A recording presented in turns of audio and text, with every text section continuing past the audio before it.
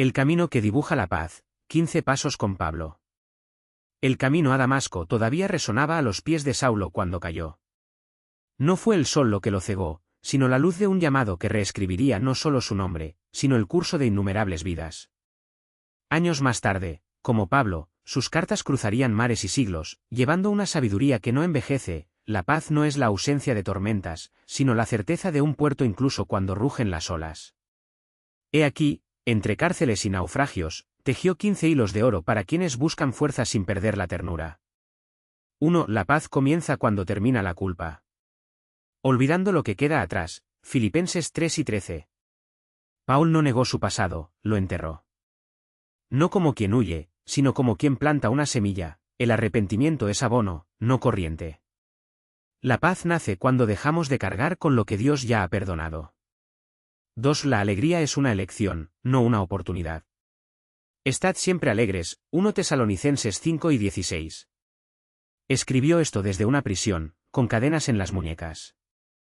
El gozo de Pablo no dependía de las circunstancias, sino de la certeza de que, incluso en la oscuridad, la mano de Dios dibujaba constelaciones. 3. La debilidad es el lugar donde Dios firma su nombre. Cuando soy débil, entonces soy fuerte, 2 Corintios 12 y 10. El aguijón en la carne, ese sufrimiento que no desaparece, fue su trofeo. Pablo aprendió que en las grietas es donde entra la gloria. 4. El amor no es un sentimiento, es una persona. El amor de Cristo nos constriñe, 2 Corintios 5 y 14. No fue retórica. Era la marca de un hombre que vio a Jesús en el camino y nunca más pudo amar a medias. El verdadero amor no se mide por palabras, sino por cicatrices, las suyas y las de Cristo. 5. La oración es el aliento del alma. Orad sin cesar, 1 Tesalonicenses 5 y 17. No como un ritual, sino como alguien que no puede vivir sin aire. Pablo habló con Dios entre un martillo en la tienda y un barco a punto de hundirse. La paz es el ritmo de esta conversación ininterrumpida. 6. La libertad no es hacer lo que quieres, sino lo que debes. Para libertad Cristo nos hizo libres, Gálatas 5, 1. Conocía bien las corrientes de las leyes humanas y de las pasiones ingobernables. La verdadera libertad, enseñó, es servir a aquellos que nos aman lo suficiente como para morir por nosotros. 7. La Iglesia es un cuerpo, no un club. Si un miembro sufre, todos sufren, 1 Corintios 12 y 26.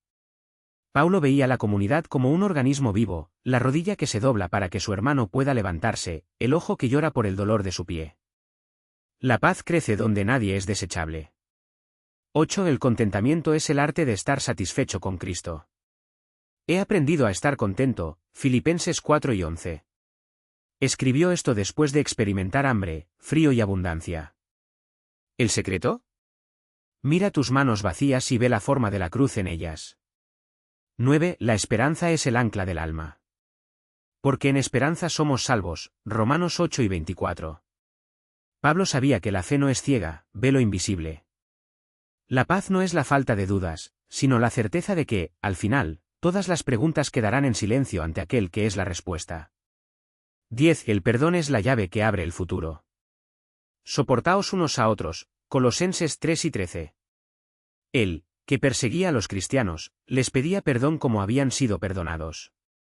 El resentimiento es un veneno que bebe quien lo posee, el perdón, única agua que lava el alma. 11. La sabiduría no grita, ella sirve. No os conforméis a este siglo, Romanos 12, 2. Pablo hablaba en los idiomas de los filósofos y de los pescadores, pero su mensaje era uno: la verdadera inteligencia se arrodilla para lavar los pies de los demás. 12. La muerte no es un punto, sino una coma. Para mí el vivir es Cristo, y el morir es ganancia, Filipenses 1 y 21. Quien teme a la muerte no ha comprendido la vida. Pablo vio la tumba como una puerta y, al otro lado, un abrazo que duraría para siempre. 13. La generosidad es el eco de la gracia. Dios ama al dador alegre, 2 Corintios 9, 7. Recogió ofrendas para los pobres de Jerusalén mientras predicaba a los gentiles. La mano que da es la misma que recibe el pan partido de la cena, ambos son sagrados. 14. La unidad no requiere uniformes. Hay diversidad de dones, pero el mismo Espíritu, 1 Corintios 12, 4. Pablo unió a judíos y griegos, esclavos y amos, sin borrar sus diferencias, sino tejiéndolas en una sola alfombra al pie de la cruz. 15. El viaje termina donde empezó, en el amor. Ahora, pues, permanecen la fe, la esperanza y el amor, pero el mayor de ellos es el amor. 1 Corintios 1:13. Al final, no son las epístolas ni los milagros lo que queda, sino el amor que los inspiró. Pablo lo sabía cuando llamó por primera vez a Jesús Señor y escuchó un nuevo nombre como respuesta: mi hijo. El camino de Pablo terminó en Roma, con una espada y un último aliento. Pero sus palabras siguen caminando, como perlas esparcidas para quienes necesitan luz en el camino. 15 enseñanzas. Una verdad: la paz no es un destino, sino la compañía de quienes han aprendido a caminar con Dios, incluso cuando cae la noche. El polvo de Roma todavía danzaba en el aire caliente cuando el soldado bajó su espada. La sangre de Pablo, oscura como vino derramado, se mezcló con la tierra donde ya habían caído otros mártires. Pero la muerte no fue el final, era simplemente el sello de un pacto escrito no en tablas de piedra, sino en corazones de carne. Antes del golpe, le había escrito a Timothy, con cartas temblorosas trazando palabras que el frío de la prisión no podía congelar: he peleado la buena batalla, he terminado la carrera, he mantenido la fe. No era orgullo, sino paz, la misma que lo había encontrado en el camino a Damasco, cuando la luz lo cegó para que finalmente pudiera ver. Ahora la oscuridad lo acogió como a un viejo conocido, y él sonrió, porque incluso en las sombras reconoció la voz que le susurraba: mi merced te basta. Mientras el cuerpo de Pablo era llevado por manos anónimas, sus cartas ya navegaban por el Mediterráneo, envueltas en cuero y selladas con cera, como semillas llevadas por el viento. En Efeso, una viuda los leyó a la luz de una lámpara de aceite y sus lágrimas cayeron sobre el pergamino en el que estaba escrito: el amor nunca falla. En Corinto, un esclavo los memorizaba en secreto, repitiendo en voz baja: no hay judío ni griego, esclavo ni libre, varón ni mujer, porque todos vosotros sois uno en Cristo. Las palabras cobraron vida propia, como pan partido y multiplicado. Años más tarde, un joven llamado Lucas, el mismo que había recopilado los relatos de los apóstoles, se sentó a una mesa en una choza en Filipos. Entre él y un anciano de manos callosas, una carta gastada por el tiempo. Estad siempre alegres, leyó el hombre, y su voz, áspera por el tiempo, tembló. El Señor está cerca. Lucas miró las arrugas del rostro del anciano, surcos tallados por décadas de esperanza, y supo que aquellas palabras no eran tinta, sino cicatrices de una batalla ya ganada. Mientras tanto, en un mercado de Antioquia, un niño jugaba con un trozo de pergamino roto, en el que todavía se podía leer: cuando era niño hablaba como niño. No entendía el significado, pero guardaba el fragmento en su bolsillo, como un tesoro. Años más tarde, ya adulta, lo volvería a encontrar, esta vez, leyéndolo con ojos que habían visto el dolor y la gracia entrelazados. La espada que quitó la vida a Pablo no pudo cortar el hilo que sus palabras tejieron entre los siglos. Porque el amor, cuando es verdadero, no se mide en años, sino en eternidad. Y así, cuando los imperios cayeron y los reinos surgieron de las cenizas, algo permaneció: la voz de un fariseo que aprendió a llorar, a reír, a quebrarse y a rehacerse, siempre, inexorablemente, en el amor. Porque al final, como al principio, eso es lo único que importa. El resto es silencio que Dios llena. La mujer, ahora con el cabello plateado del tiempo, desdobló el pergamino sobre la mesa de madera desgastada por generaciones. Sus dedos, marcados por las arrugas de una vida vivida sin miedo, temblaron levemente al tocar las letras descoloridas. Cuando era niño hablaba como un niño. El recuerdo del niño que una vez regresó como un cálido soplo, el olor de la tierra mojada después de la lluvia, el sonido de las campanas del pueblo, la voz del abuelo contando historias a la luz de una lámpara. Ella no sabía entonces que esos. Las palabras eran de Pablo, el apóstol que una vez había perseguido a los cristianos y luego se convirtió en uno de ellos, no por obligación, sino por un encuentro que le quemó el alma. Tampoco sabía que, décadas después, encontraría consuelo en el mismo fragmento por una pérdida que parecía insoportable. Su hijo, el menor, se había ido de viaje y no había regresado. Los mensajeros solo trajeron un trozo de tela arrancado de su túnica y noticias de una tormenta en el mar. Lloró hasta que sus lágrimas se secaron, hasta que el silencio se volvió tan pesado como el dolor. Fue entonces cuando, mientras ordenaba un viejo baúl, encontró nuevamente el pergamino. Ahora veo como en un espejo, oscuramente, entonces veremos cara a cara. Las palabras la golpearon como una revelación. No eran solo cartas, fueron un abrazo a través de los siglos, un recordatorio de que incluso los dolores más profundos tienen un lugar en el gran tapiz del tiempo. Cerró los ojos y vio, no el mar que se había tragado a su hijo, sino el niño que había sido, riendo mientras corría por los campos de trigo. Y supe, sin entender cómo, que el amor no se perdió, simplemente se transformó. Esa noche, encendió una vela y colocó el rollo junto a un pequeño altar de piedras que había recogido a lo largo de los años, una de Jerusalén, otra del desierto por donde había caminado Pablo, una tercera del puerto donde su hijo había embarcado por última vez. No eran reliquias sagradas, sino testigos silenciosos de que la vida, incluso cuando parece desmoronarse, encuentra la manera de continuar. Y así, mientras el viento aullaba afuera, susurró las palabras que ahora llevaba en el pecho. Me convertí en niña, luego en mujer, luego en madre. Hablé como una niña, luego como alguien que perdió, luego como alguien que comprendió. Pero el amor permanece. La llama de la vela parpadeaba, proyectando sombras danzantes sobre las paredes de piedra de la pequeña casa. Cada movimiento de la luz parecía contar su propia historia, como si los muertos también tuvieran voz en esas horas de silencio. Cerró los ojos y, por primera vez en años, sintió el peso de la ausencia no como un cuchillo, sino como un río, profundo, sí, pero que también podía llevársela. Afuera, el viento traía olor a tierra húmeda, esa misma tierra que su hijo había pisado de niño, persiguiendo mariposas o inventando batallas con espadas de madera. Recordó el sonido de su risa, un sonido que ahora ya no vivía en sus oídos, sino en algún lugar más profundo, donde los recuerdos se convirtieron en parte del hueso, de la sangre. No era anhelo lo que sentía, o al menos no solo eso. Era una extraña certeza, como si el niño todavía estuviera allí, no como un fantasma, sino como una semilla que llevaba dentro de sí, lista para germinar en gestos, en palabras, en silencios compartidos con el mundo. Al amanecer se puso el chal tejido por sus propias manos en los largos inviernos y salió. El camino hacia el campo de trigo era el mismo de siempre, pero sus pasos parecían más ligeros, como si la tierra, conociendo su carga, la sostuviera con más cuidado. Las mazorcas se mecían con el viento y ella extendió la mano, dejando que los granos secos se deslizaran entre sus dedos. Recordó que años antes el niño había hecho lo mismo, preguntando si el trigo también sentía el viento. Ella respondió que sí, que todo lo que vive siente, hasta las piedras, hasta la tierra. Ahora lo entendí mejor. El amor no era solo aquello a lo que te aferrabas, sino también lo que dejabas ir. No era solo lo que veías, sino lo que sentías incluso con los ojos cerrados. Cuando regresó a casa, encontró una carta sobre la mesa.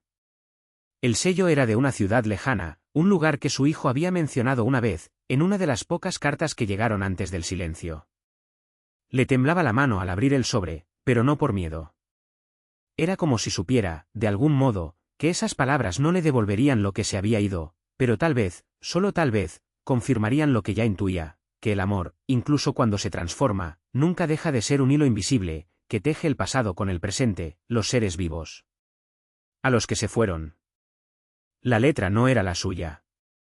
Pertenecía a un extraño, un hombre que dijo haber conocido a su hijo en los últimos días. Habló de ti, se lee en las líneas temblorosas. Dijo que el trigo de su tierra era dorado como el sol de la mañana, y que su madre tenía manos que curaban hasta los dolores que no se ven. Ella sonrió. No fue un dolor que se fue, sino que se amplió, dejando espacio para algo nuevo. Guardó la carta junto al pergamino, junto a las piedras. Luego tomó las tijeras y se cortó un mechón de su propio cabello, blanco como la nieve de los inviernos a los que había sobrevivido.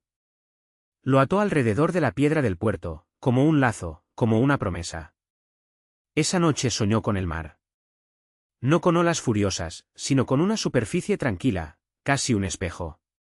Y en el reflejo del agua, no vio un rostro, sino muchos, el suyo, el de su hijo, el niño que una vez fue, el hombre que nunca había conocido. Todos sonriendo. Todos vivos, de alguna manera. Cuando desperté, supe que ya no necesitaba esperar respuestas. Siempre estuvieron ahí, en el viento, en el trigo, en las piedras que presenciaron. En un amor que, aunque transformado, nunca dejó de serlo.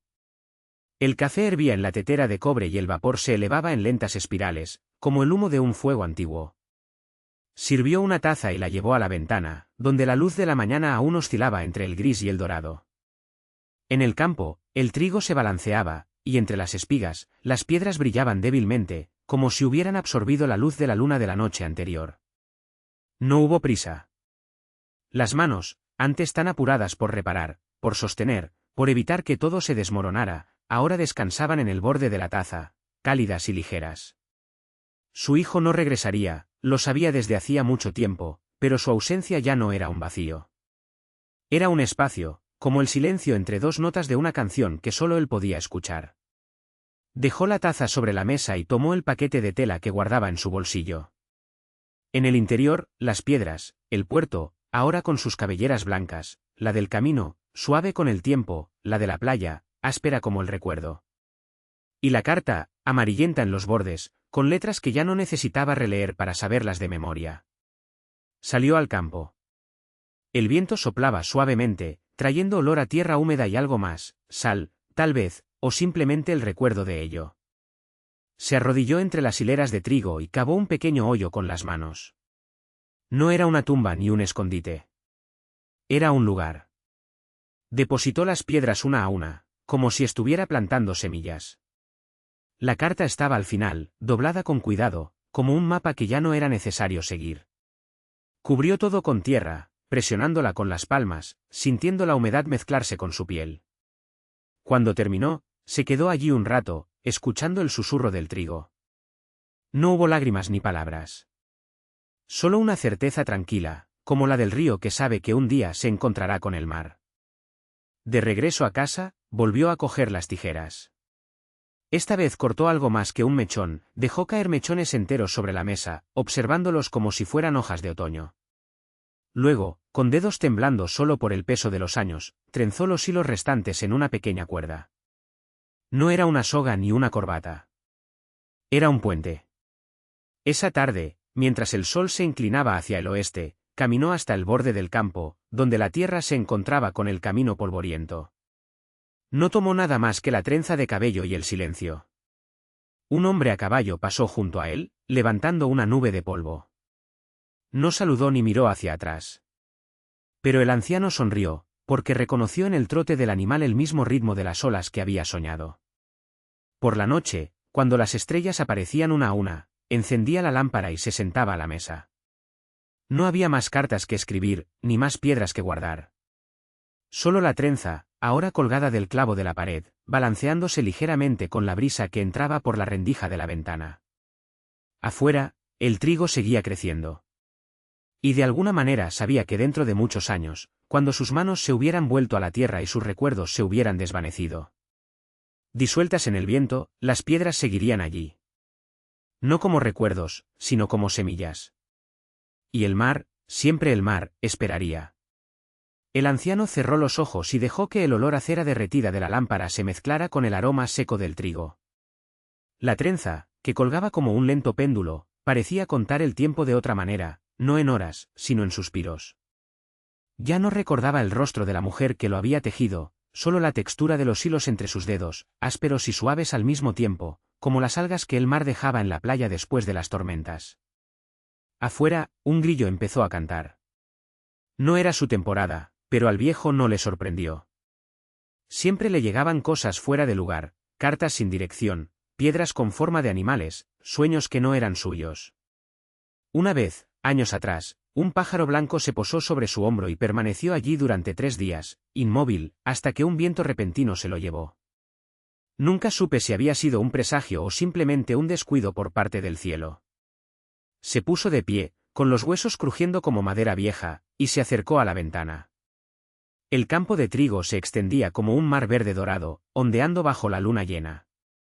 En algún lugar más allá de la colina, respiraba el verdadero mar. El anciano sabía que si cerraba los ojos con fuerza suficiente escucharía el sonido de las olas rompiendo contra las rocas, el mismo sonido que lo despertaba todas las mañanas, a pesar de estar tan lejos de la costa.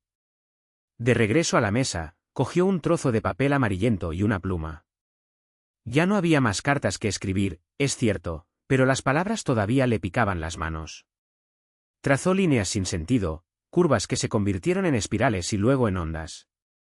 Cuando abrió los ojos, vio que había dibujado un barco, pequeño, frágil, con la vela rota.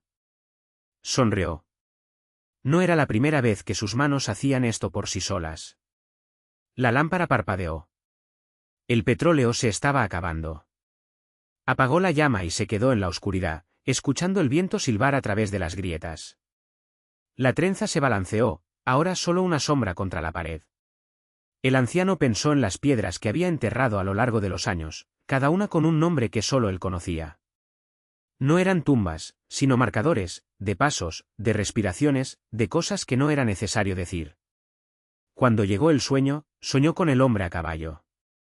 Esta vez, sin embargo, el jinete se detuvo, desmontó y se quitó el sombrero.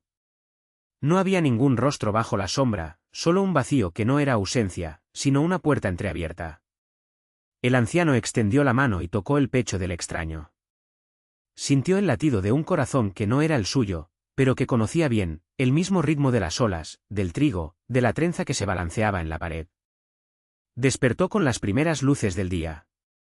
La lámpara estaba fría y el papel con el dibujo del barco aún estaba sobre la mesa. Afuera, el trigo ya empezaba a dorarse. El anciano se puso su túnica gastada, se calzó las botas y salió. Caminó hasta el centro del campo, donde la tierra estaba más blanda. Se arrodilló y cavó con las manos hasta que sus dedos encontraron la piedra que buscaba. Era suave, casi cálida, como si la hubiera calentado el sol de muchos veranos. La llevó a la casa y la colocó junto a los demás, en un rincón de la habitación. Luego sacó la trenza del clavo y la envolvió con cuidado alrededor de la piedra, como si fuera un capullo. No quedaba nada más que hacer excepto esperar. Se sentó en la mecedora, con los ojos fijos en la puerta abierta. El caballero no regresaría, pero eso no importaba. El mar tampoco había llegado nunca a él y, sin embargo, el anciano siempre había sabido que estaba allí. Espera. Como piedras. Como el trigo. Como la trenza, ahora silenciosa en su nuevo lugar. El viento traía olor a sal. O tal vez fuera solo el recuerdo del olor. No hubo diferencia. El anciano cerró los ojos y sonrió, porque, de alguna manera, todo había sucedido antes. Y volvería a suceder. Sin prisas. Sin despedidas. Solo queda el viejo ritmo de las cosas. El sol se puso en la línea del horizonte, extendiendo largas sombras por la habitación.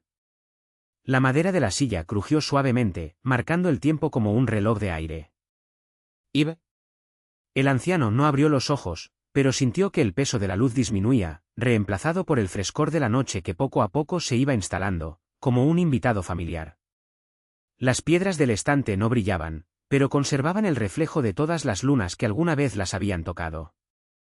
La trenza, ahora enrollada alrededor de la última, parecía respirar al ritmo de la marea lejana, un suspiro que solo él oía.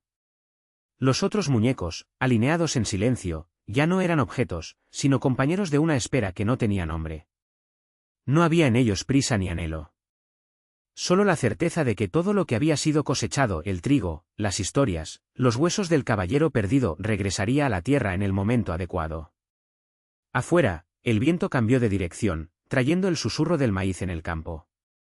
El anciano abrió los ojos por un momento y vio, en el umbral de la puerta, la sombra alargada de un caballo inmóvil, como tallado en la propia oscuridad. No había ningún caballero, ni armadura, ni señales de pelea. Solo el animal, tranquilo, como si también supiera que algunas llegadas son solo retornos. No se levantó. No fue necesario. El caballo bajó la cabeza, como en reverencia, y luego se disolvió en la noche, llevado por la brisa que ahora olía a tierra húmeda y a algo más viejo que la sal, algo así como polvo de estrellas. El anciano volvió a cerrar los ojos y, por primera vez en años, no sintió el peso de la espera. Porque finalmente había comprendido que no le correspondía detener el tiempo, sino dejar que el tiempo lo llevara, tan suave como la marea que siempre regresa, incluso cuando nadie mira. A la mañana siguiente, la mecedora seguía moviéndose, vacía. Los muñecos permanecieron en sus lugares, la trenza se enroscó alrededor de la piedra y el trigo en el campo se balanceó al sol como si nada hubiera cambiado. Y, de hecho, nada había cambiado. Solo que el viejo ya no estaba allí, o estaba en todo, en el crujido de la madera, en el olor del pan quemándose en el horno abandonado, en el eco de los cascos que a veces todavía se oían al anochecer, que venían de la nada y se dirigían a ninguna parte. El mar nunca lo había alcanzado. Pero al final el anciano se dio cuenta de que tampoco necesitaba ir al mar. Le bastaba quedarse donde siempre había estado, como las piedras, como el trigo, como el recuerdo del viento. Y así, sin alardes, la historia se cerró sobre sí misma, como una ola que rompe en la arena y regresa al océano, llevándose consigo solo lo que ya era suyo.